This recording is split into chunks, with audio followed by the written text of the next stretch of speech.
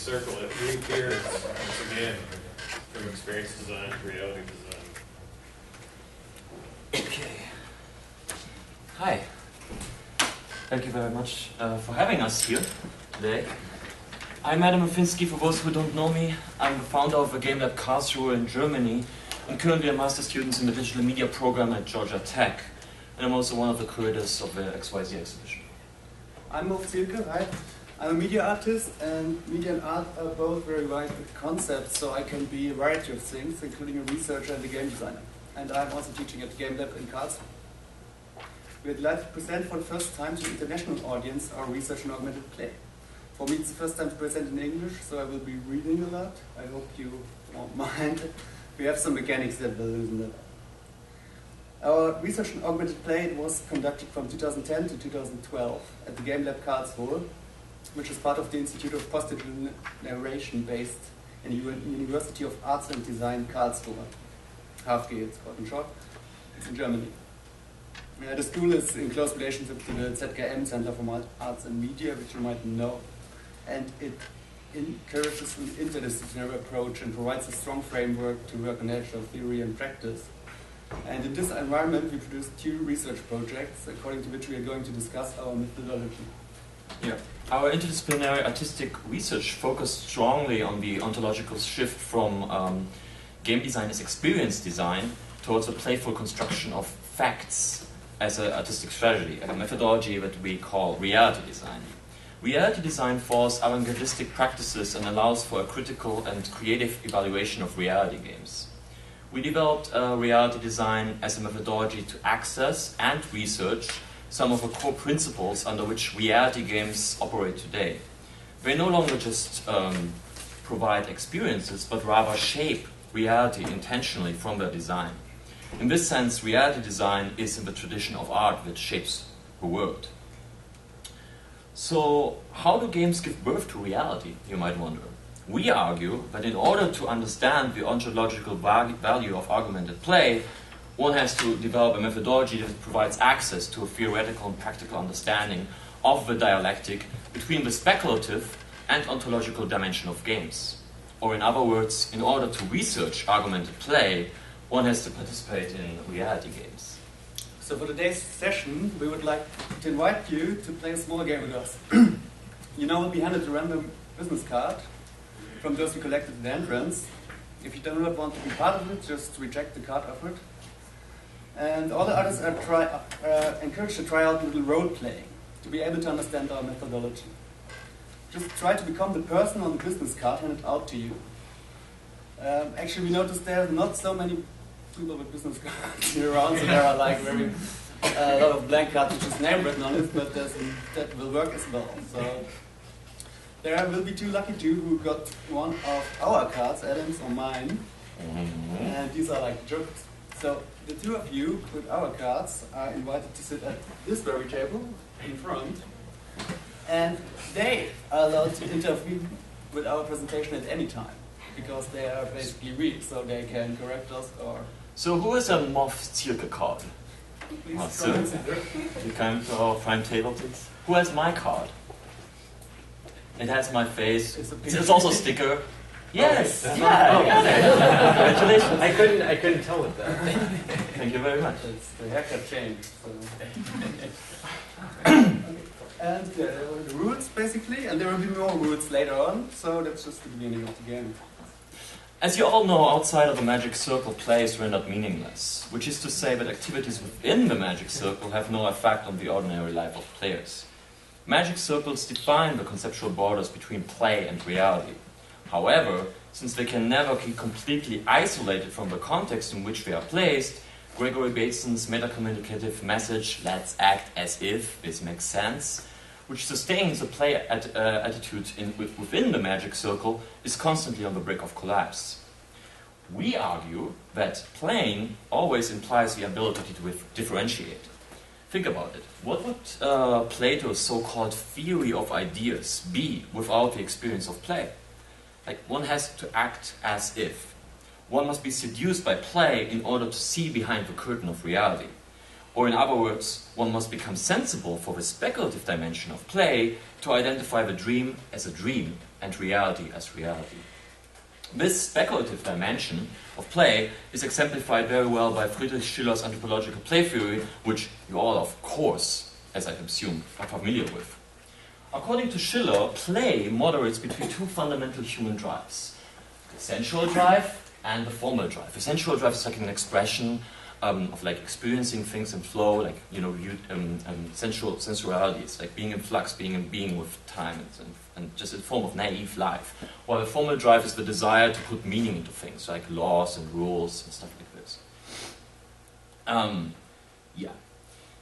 This speculative movement of play, which he's describing, between the two drives leads to a balance of reality, according to Schiller. Applied on the ontology of a magic circle, his theory shows that games have to frame contradictions, since outside of them there is nothing that is relevant to play itself.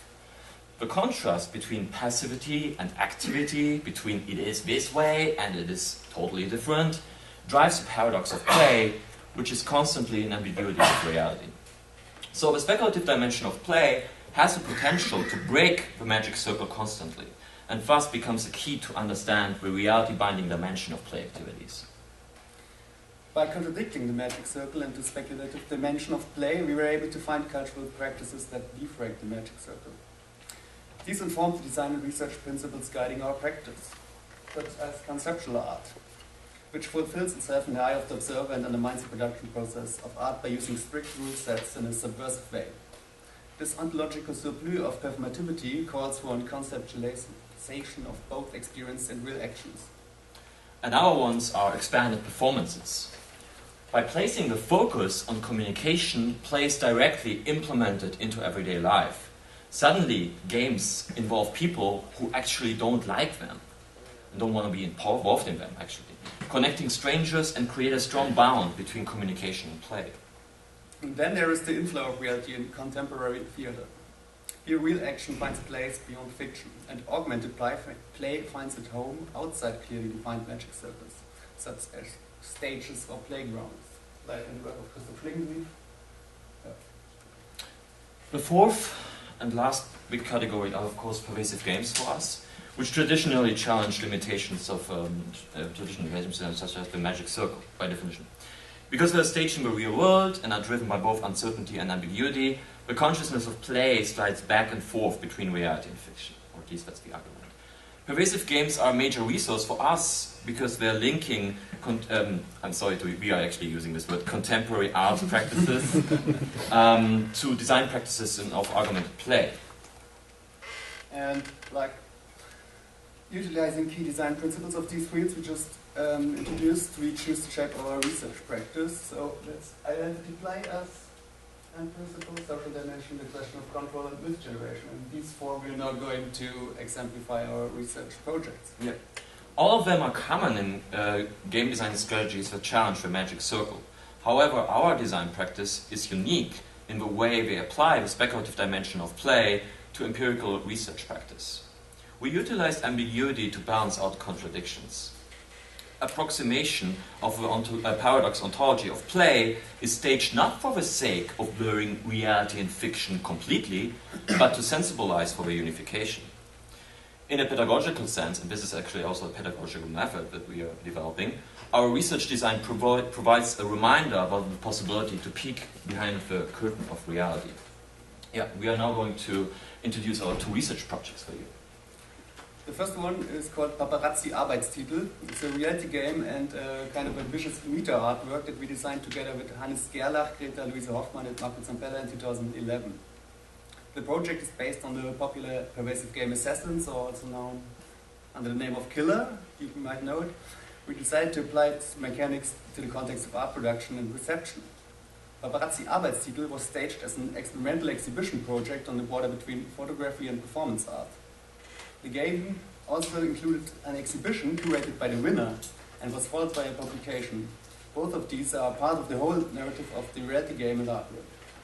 The project. You know, we had to say this project received an award from the ZKM Karlsruhe, which made us basically give us enough political intention to held 2 research seminars on reality design at the HFG from 2011-2012. For these seminars, we created a specific set of communication rules which ultimately resembled a reality game. This approach allowed us to tie together research practice, art production, teaching, and participatory game design. Since the whole class was structured as a game, we were also able to analyze and improve the reality game we were playing, why we were playing it. In the following, we will discuss our research design according to some selected mechanics in our practice. So this is just a very short snapshot. Due to time constraints, we will focus on the reality design research seminars. If you want to learn more about Paparazzi Arbeitstitel, please see our paper in the proceedings. All of our key design principles, by the way, have in common that they're critical self-thematization and performative self-contradiction. Our research practice emphasizes a significant difference between role-playing within traditional models of games and reality games. In reality games, the magic circle is no longer a barrier differentiating the playful from the ordinary. It is instead a secret agreement between players who oscillate between both worlds. And what drives this oscillation is identity play. In the example of Paparazzi Arbeitstitel, all players became artists, independent of their backgrounds. In the case of reality design, research seminars, all participating students became researchers. This identity play could become ambiguously pervasive because even though these seminars were structured as a game, the role-playing students were still graded and frequently reminded about the seriousness of the situation. It's also important that we never titled the seminar or the research class as a game. So it was left to the interpretation of the participants how serious we as a research community and seminar conductors were about our means and how they should act out their roles in the class. However, participants that broke the rules were punished through exclusion. We observed that participants found pleasure and personal strength in acting their internal roles to the outside world. The ambiguity between each participant's awareness as a playful character and the seriousness of their efforts turned out to be beneficial for all participants, including us as the conductors. Next slide, please. Both projects, the next principle is the social dimension. So both projects, Paparazzi Arbeitstitel and the reality design research seminars, exemplified the social extension of games and the difference between player and non-player consciousness. We had to come up with strategies to introduce the participants in a playful way to the pervasive elements of the new identities.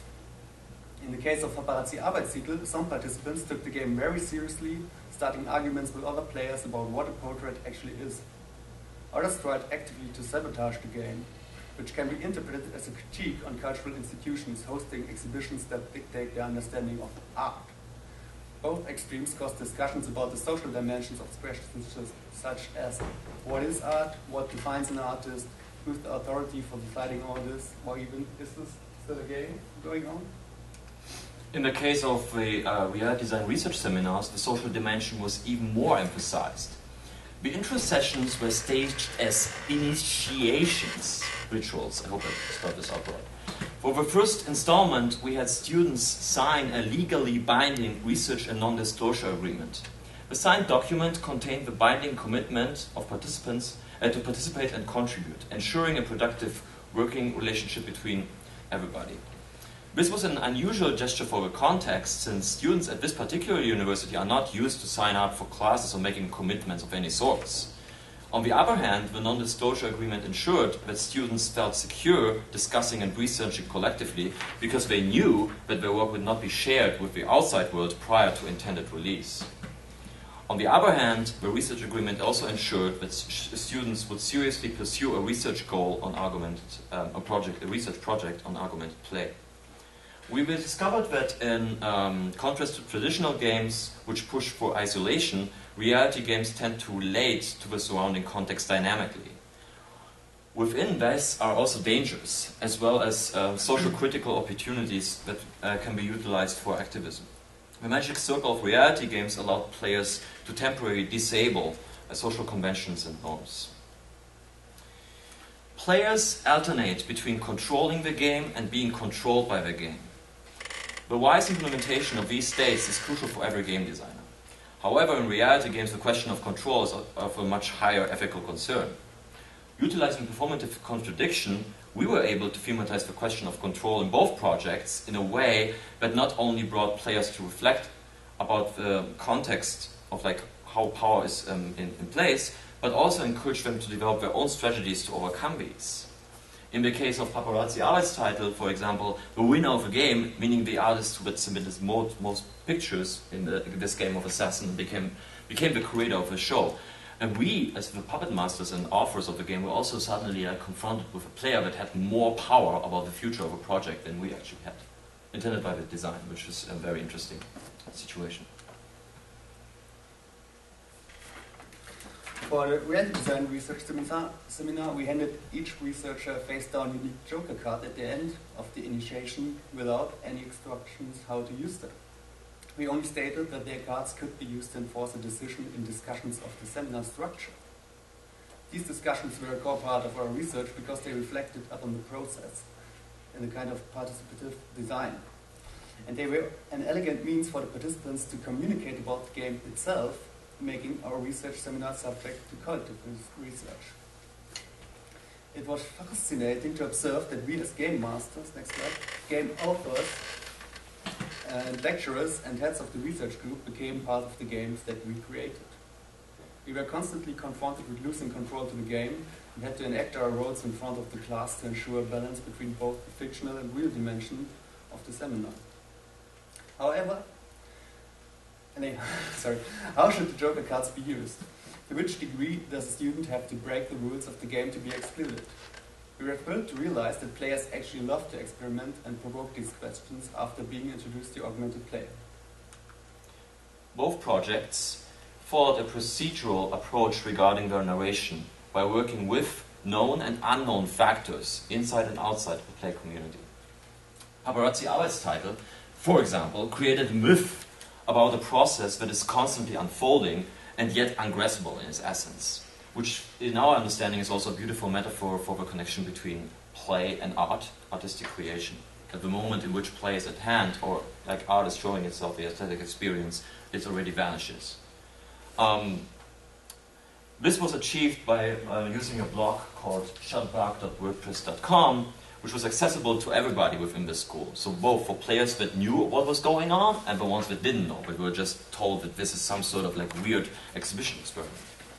That provoked this provoked like very strong discussions within the school about like what an artwork is and who are the creators, of the question of authorship, etc. All the way to political institutions, the question of politics in art production and reception. For the reality design research seminars, we used mechanisms such as the non-disclosure and research agreement to develop a myth around the seminar. Whenever students were asked what they actually did in the class, they had to answer, "I'm not allowed to talk about it." This led to discussions and reactions our research practice received within the academic institution. It should be noted, however, that we were constantly aware of the risks concerning our responsibility as puppet masters and class conductors. The way we were able to adapt the design of our research through playful dialogue with our participants proves that narration and myth generation can be utilized as fact-generating mechanics in a reflective way, without corrupting the integrity of the participants. A key element to ensure this security was the publication of our research practice, which revealed the whole process. I got it here. I got it there, okay. We reviewed the process for the audience. These are the publications. They are real, they exist in German libraries and are also published on the web.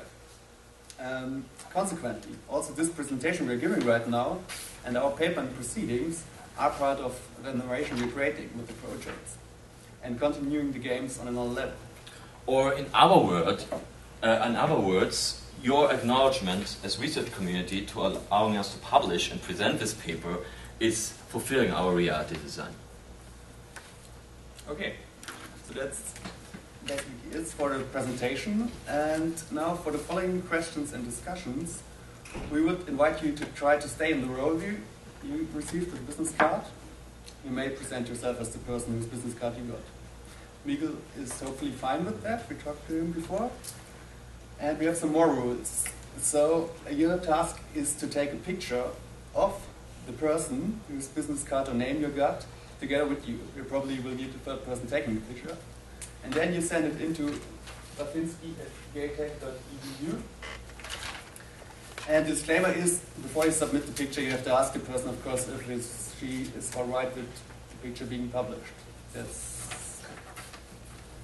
And by sending in the picture to Rafinski, you will be giving us the right to publish it. On the site we are still having from, or the blog we're still having from the Paparazzi Arbeitstitel project. So you probably realized by now that we're just staging another version of the game, as we like to do as an exemplify for how it works. It's always better to play the games than just talking about. So who submits the first picture will be getting a free drink from us. So you have a little reward to start a game, but you also can rate the picture on the blog. So you're all welcome to rate the picture, even if you don't submit one. And the best, or submitter of the best picture, the highest rated picture, will receive a prize from us. So, and thank you for your attention and for playing with us.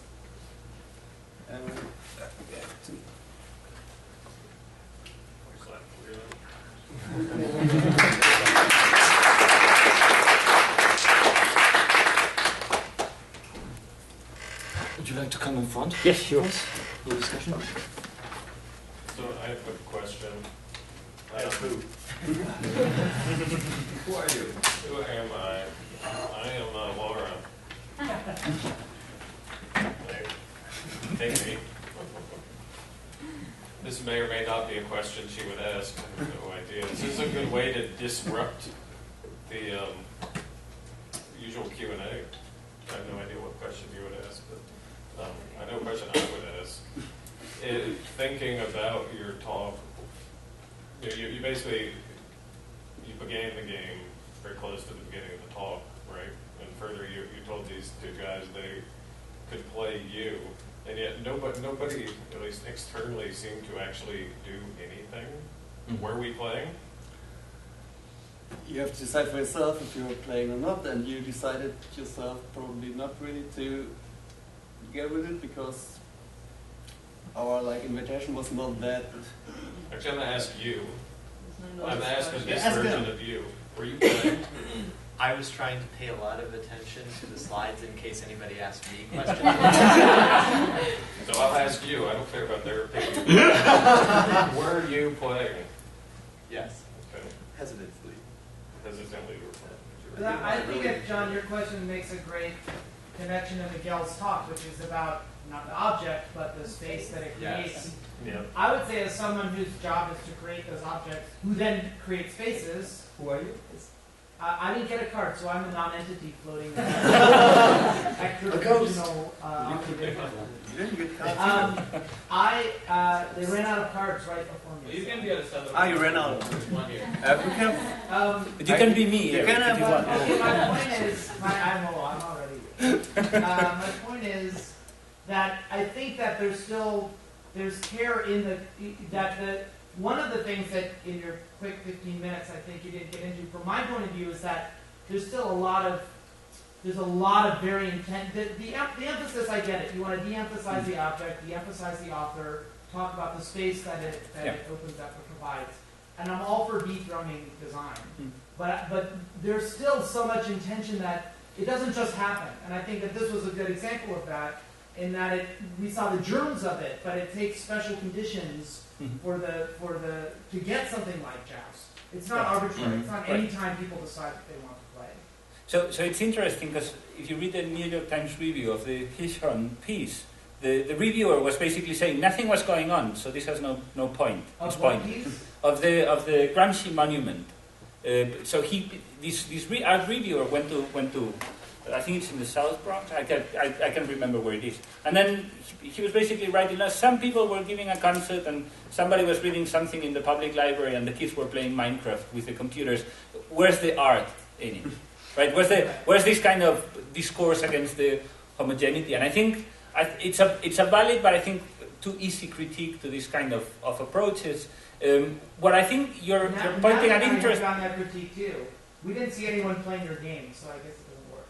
No, but see, like, okay, so I have another comment for you. So first, I think one of the things that I breezed perhaps way too quickly is like the importance of the materiality of the thing that generates the space. Like we cannot ignore that it's a material thing that's positioned and has an existence in the world. And that I went sort of way too quickly because that's what cues and facilitates that thing. But regarding your game, like I'm a huge fan of Richard Schechner and his ideas on play, right? And sort of my answer, if I had your cards and I had to answer John, I would say like, it doesn't matter. They were playing and you were all being darkly played.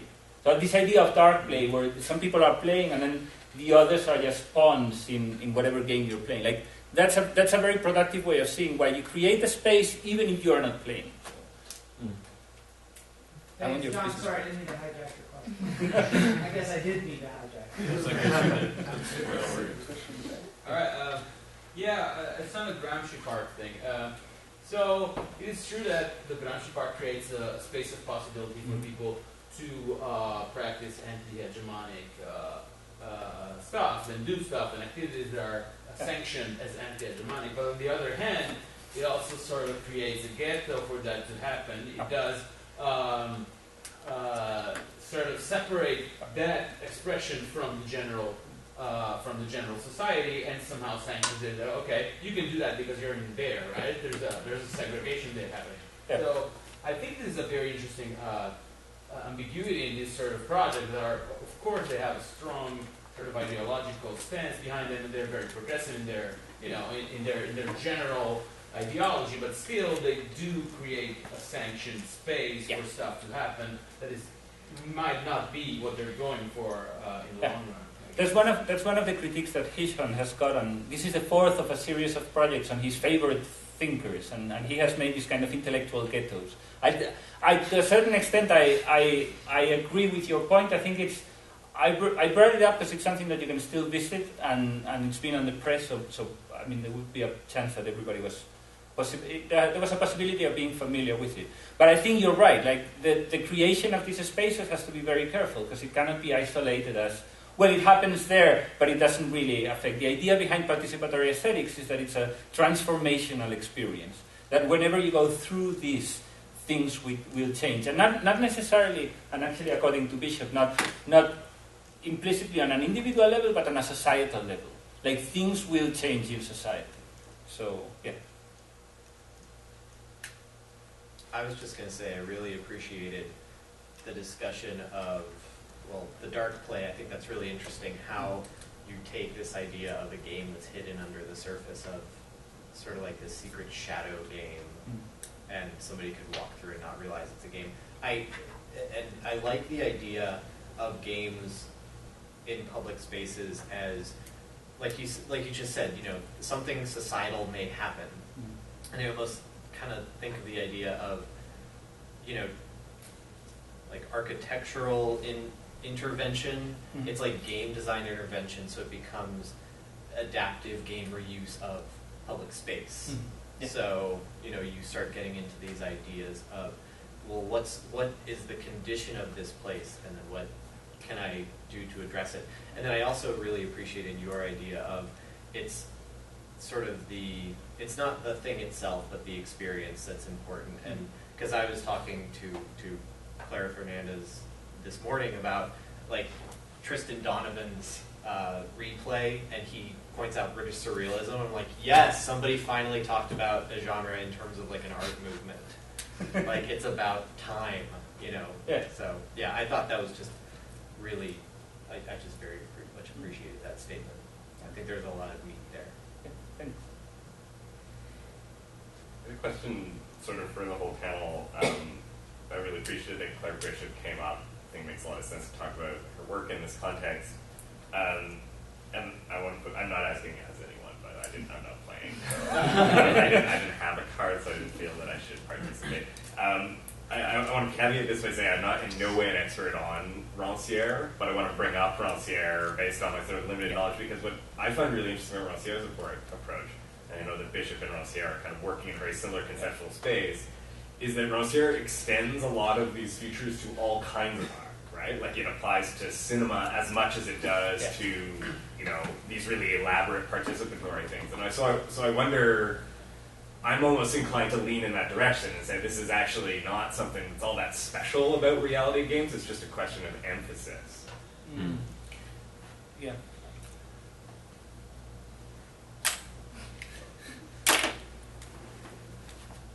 Can you repeat that? I can try. But in different words, please. Okay.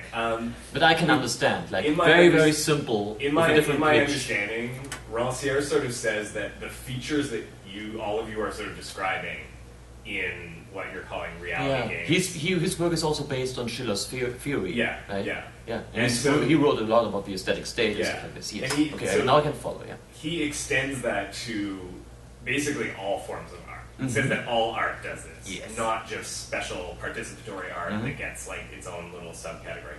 So I guess what I'm asking is, I'm just asking you to comment on that. I guess if you agree with that statement. I love doing that. I think play is a black hole. I've also loved, like in your presentation, when you were saying, like, you know, that you reject this whole gesture that Heutzinger was like pulling out. You know, for me, when I started reading about play and all the different disciplines and stuff like this, like even like when you look into mathematical, economical game theory, whatever, that it's sort of like play has a tendency to be like a black hole. It's like the more you stare into it, the more you're dealing with it, the more in detail you try to understand what are the inner mechanics and the outer mechanics and how they work together, you tend to like project everything around you into it, right? Which was also like one of our theses that this is also carried by cultural developments and technological developments, of course, also through the virtualization of our everyday life. We talk about this more in our paper, unfortunately. We were reading a paper. I mean, we couldn't read our paper. It's just too much. The thing is that you can fall into this trap. And I think play is an invitation to define your own understanding of meaning. That's how I understand it. And that's also how I see the relationship between play and art. You know, like were we doing art or were we designing games? What were we doing? I mean, you can criticize what we were doing from different perspectives by saying like it was a very bad game because people were like rebelling against us, because it was sometimes not clear, etc. Because, you know, it was constantly on the brink of collapse because we were not professional or whatever.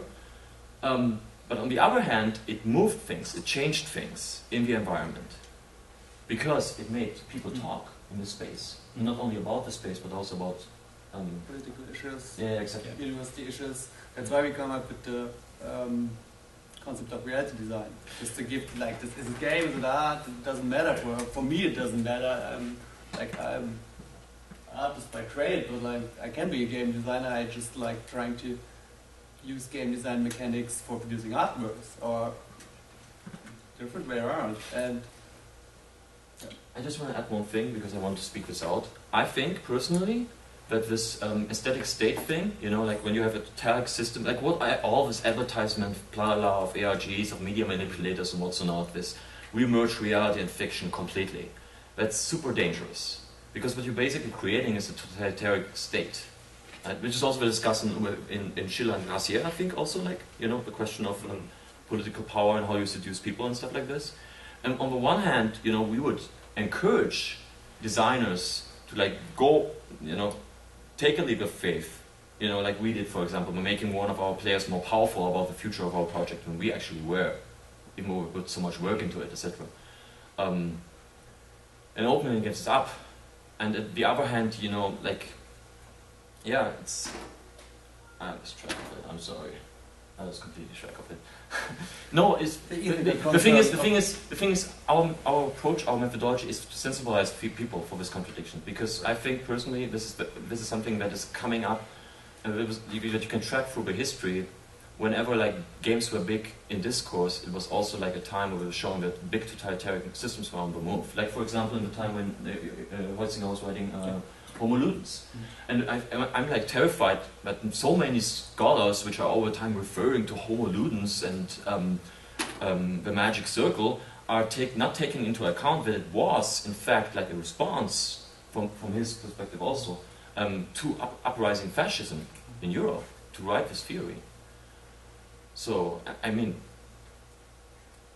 we have a responsibility as game designers, and I think it's all about like gaining our sensibility. That's where we're emphasizing the speculative dimension of play, because in my understanding this is something that is not so big in the Anglo-Saxon discourse. Since everything is more structural, system driven. And we are inviting you to learn more about it by flipping the switch in your head and focusing on these contradictions. And breaking character. I mean, you guys are still playing. You were saying that you don't play, but the thing is, if somebody's telling you, the same like with art, something is artwork, you're playing, but just closing the door and saying, like, this is now a magic circle. Ontologically speaking, it's there. I mean, even though you don't acknowledge it, even though you don't remember it, as long as people talk about it. Very quickly on Rancière. So the problem with Rancière is that he has this sort of overarching, terribly dangerous statement, which is like all aesthetics are politics, and all aesthetics are political. Yeah. And that's sort of fine if, apologies in advance, if you're an old French philosopher, and that's why he says like cinema can be political and literature can be political. But what cinema is he referring to, right? What literature is he referring to?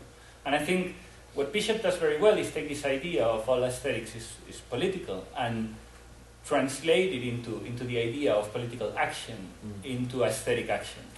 Can we do that same translation of Rancière, political action as aesthetic action, or aesthetic action as political action, into other media? I don't know. If I was more provocative, I would say like maybe the problem is the thing called games. If we want to think it out in the context of games. Or maybe the thing called game a space where political action or aesthetic action as political action can happen, but anyway, so the answer is I don't know. Sorry. So I'm gonna have to give up playing. I've been very good as a playtest carpet this entire time. I hate the person who put this card in. Playtest carpets can't speak. I am a choir. I'm done now. I should start singing. As soon as I got it, I was here limp. So anyway.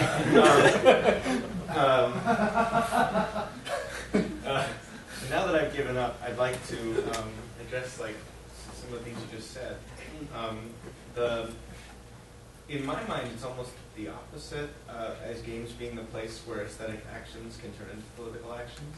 If anything, it seems like the only safe space where your aesthetic actions can not be political actions because they're protected in some ways. I don't know, so I was a little worried about that, but I also had another thing, which is that about game designers, if they're making spaces, right, but you said they're not authors. Did you say they were not authors? Yeah. So like, that bothers me a little bit, because I feel like you could author a space. I mean, you're not creating a text, and if you want to use author in a narrow sense of someone who writes words, then no, but I mean, you are a creator of a space. Right. Maybe you don't have complete control over it, but surely you have a direct impact that you can then be judged on for your efficacy in doing so well or not, and whether it was meaningful that you did so well or not, and then, be given aesthetic value, positive or negative, I don't know. Yeah, I'm a little bit old-fashioned with the word author, maybe because I have this kind of literature background somewhere. To me, the word author comes very much with the notion of authority. So whenever there's an element of ambiguity, you turn to the authority. It's of course, it's a classic. My head is now. In literature studies, we always have this authorial fallacy because for many, many centuries we went to the author to find the root of the meaning of. And it's almost a default, right? We still talk about what did Thomas Pynchon want to say with Gravity's Rainbow. I don't know who is Thomas Pynchon anyway. It's a cartoon in The Simpsons. He's some kind of authorial fallacy. Right, exactly. So the reason why I push the idea of okay, so let's eliminate the notion of author put the notion of artist, and that's because maybe I am being a little bit playing with words here, but you could get away with an artist that is not authorial, and I know there's elements of discussion there, but Okay, that's all I wanted to know, if you were using author in a really old way. no, I'm using author in a really odd way, and I'm using artist in a really odd way too. So yeah. Behind. Yeah. My name is Johan, and I have a question about kind of this use of the term magic circle. I mean, don't get me wrong, I'm honored and all, but I mean, I just used it as an example like 2 or 3 times in the book. It wasn't really, I mean, it was just one example among many examples. Mm-hmm. And I mean, what you're doing is obviously not, I mean, it's neither voluntary nor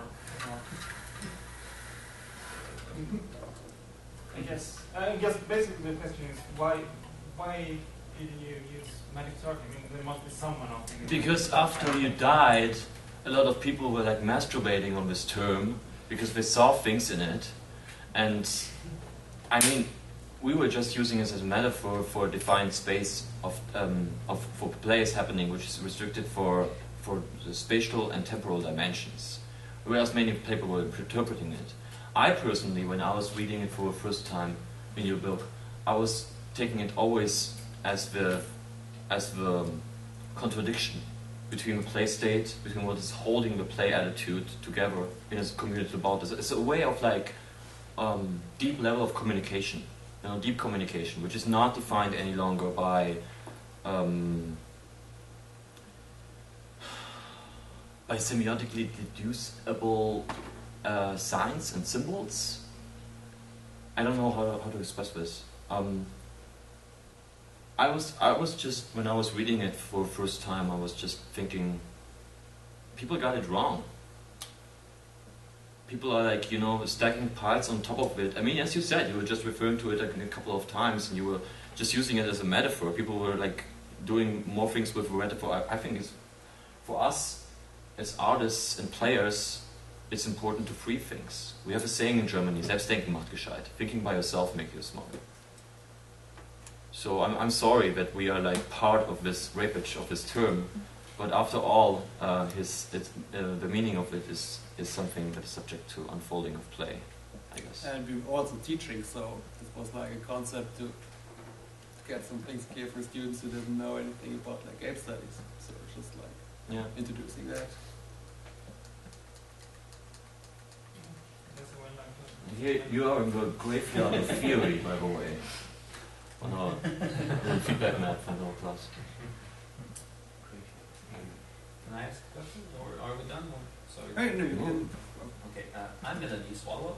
I wanted to jump on the magic circle because the very important part of the quote to me is the very end that Jenny highlighted in our keynote. The very end of the quote, that they create worlds set apart, created for the execution of a specific action. And that ties into Miguel's talk. I disagree.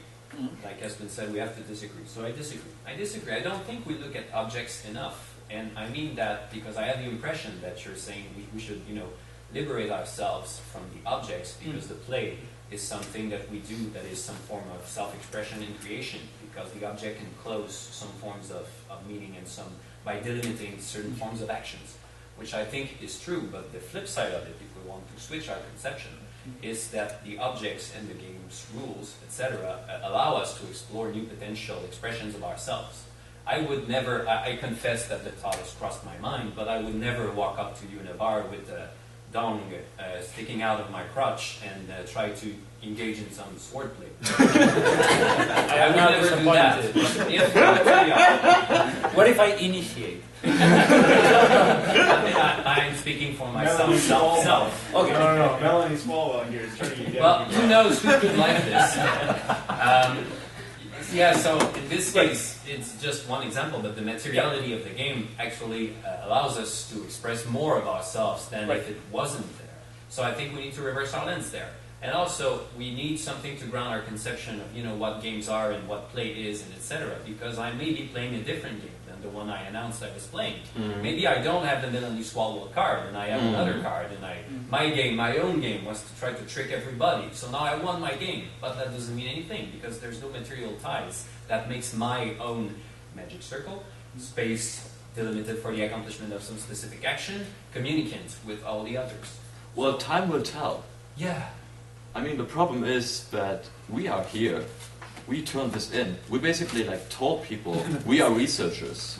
And we took first the role And of we did researchers, research. and then we did research, playing out the role, And acting yet the we were role. playing. And that was shaping reality. So we becoming sort of researchers by sitting here. Or do you think, or would you go so far to claim that it's a mistake that we are sitting here? I, for one, welcome our new alien overlords who masquerade as researchers. Good question. No, but I see your point. Yeah. I mean, You can have your toys. I'm fine. Look at them. No, because like the beautiful thing about aesthetics is that you can have your aesthetics, I can have my aesthetics. It's not like because I'm doing X, I am right. It's like that's the beautiful thing, right? So please stay with your toys. I'm fine. Look at them very closely. I also like looking at toys, right? But they kind of become inert after I look at them very often. yeah. I mean, And we things and so on. You have toys. we have this. We have developed a small game about it. I'm carrying around blank die for a long time. This is like the Fallout project. And Oh, but turn it's not- back to me. I catch from one hand, and you have to. Okay. Yeah, you don't. We're just playing. Right. You can talk You with don't them. understand. But I have a handicap because I'm on the line. Okay. No, it's okay. You can throw it. No, It's it's fine. just about like, if you catch it facing to you, you have to quote Shakespeare. Now that's okay. Now it's okay. That's it. So yeah, very good. Quote Shakespeare. No, you didn't get it. If you catch it facing to you, Right. it's about to. I can show it to you. No, okay, so this thing has to be facing. So, okay, so if it faces. Yeah, Then I have to quote say. Shakespeare. Gotcha. Okay. Can I say it in Spanish? But probably they would to keep on the discussion, not watching you play. You can just. I think you can just ask questions While that's happening. Yeah. instead of saying. Yeah, Eric? Eric wants you to throw it too. Ah, okay. So who has to... Yeah, For it's not for being like... Yori. For Yorick, Does anyone else and any of themselves have? That was pretty good. He has read Shakespeare a lot. You can see that in his.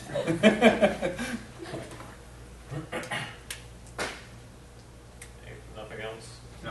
Anyone? Nobody's quoting Shakespeare. Huh? Oh no! Oh, Yes, sir. yes. Hey y'all.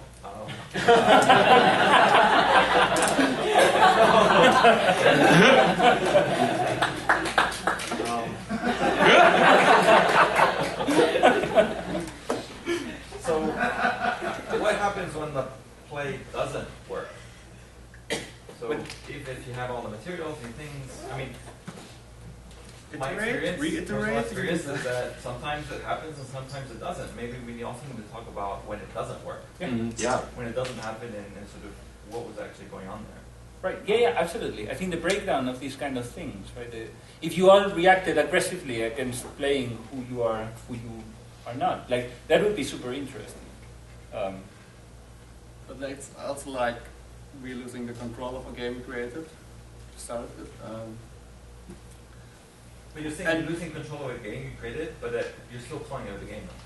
We still what? Sorry. You're still calling it a game. We're still. It's out of your control. That the players are in charge.